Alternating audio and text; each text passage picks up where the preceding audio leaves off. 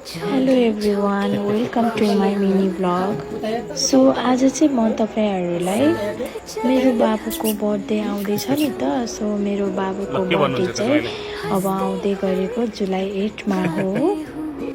अनि यो साइकल चाहिँ बाबुको बाबाले बाबुको लागि भनेर चितवनदेखि अर्डर गरिदिनु भएको रहेछ कि मलाई पनि थाहा थिएन। उता मेरो सागर बाबुसँग भनेर अनि बाबुको लागि भनेर साइकल अर्डर गरेर घरमै डेलिभरी भएको रहेछ।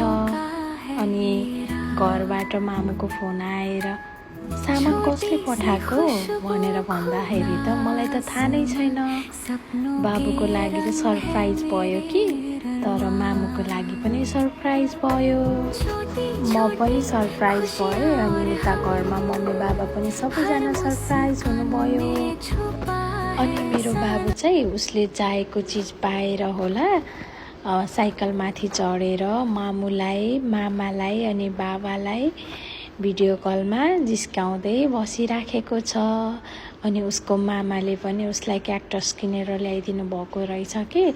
सो बाबुलाई म्युजिक बजाएर प्ले गरेर सुनाइदिएको, साइकलबाट झरेर मोबाइल नजिक आएर ल्याउ ल्याउ दिनु भनेर भन्दैछ। अनि यो चाहिँ हाम्रो सानो प्रयास हो बाबुलाई खुसी पार्नको लागि। Okay, thank you so much everyone, keep watching my video, lots of love, bye bye।